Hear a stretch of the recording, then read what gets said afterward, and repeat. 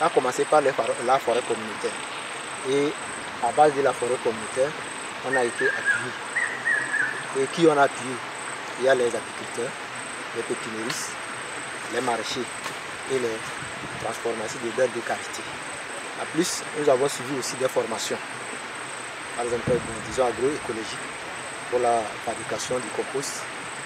On a fait des champs, par exemple ici, ça est devenu un champ écologique, champ d'apprentissage pour tout le monde. Et chacun aussi voit ça pour faire ça individuellement dans son champ. C'est un projet qui s'active sur différentes composantes, avec des actions phares sur tout ce qui est restauration des zones dégradées et aussi des actions de protection. Et après, il y a tout un volet d'accompagnement sur des activités génératrices de revenus. Nous avons pu voir tout ce qui était réalisation pour arrêter l'érosion et les cordons pierreux. Nous avons vu aussi des actions de reboisement, notamment avec la production de pépinières et la formation de pépiniéristes au niveau des communautés.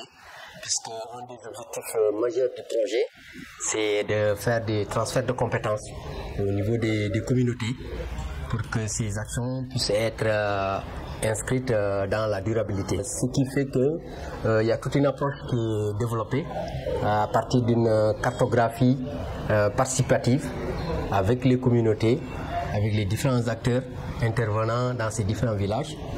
L'objectif, c'est que les populations elles-mêmes puissent essayer de dessiner le terroir dans le passé et aussi essayer d'inscrire les actions en cours, c'est que actuellement quel est l'état de leur terroir, et aussi se projeter sur l'avenir. Tout ça dans un objectif de pouvoir renforcer la résilience des communautés, notamment pour qu'elles puissent mieux supporter ces effets liés au changement climatique.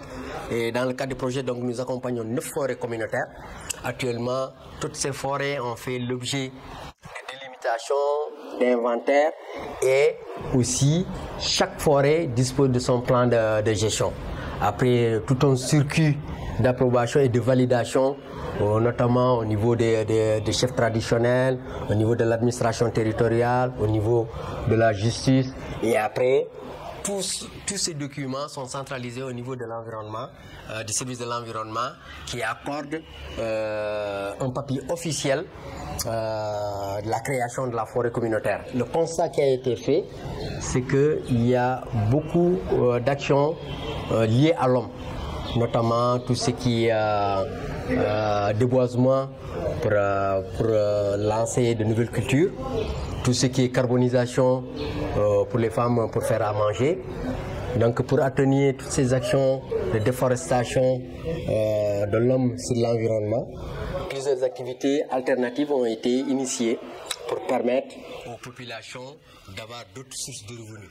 C'est dans ce cadre qu'il y a des actions phares sur tout ce qui est maraîchage, donc des actions pilotes sur le maraîchage avec des coopératives, des groupements villageois, avec une approche agroécologique. Dans le cadre de motiver les communautés, il y a des activités de valorisation de tout ce qui est produits forestiers. C'est dans ce cadre que nous avons la transformation du karité. Il y a aussi des actions d'apiculture, donc former les communautés, les accompagner à produire du miel de qualité, à mettre sur le marché, et aussi essayer de mettre en place des activités comme la vente de plants à partir de pépinières. Toute cette gamme d'activités permet aux populations d'avoir des revenus qui les empêchent ou atténuent un peu leur action néfaste sur l'environnement, sur les forêts.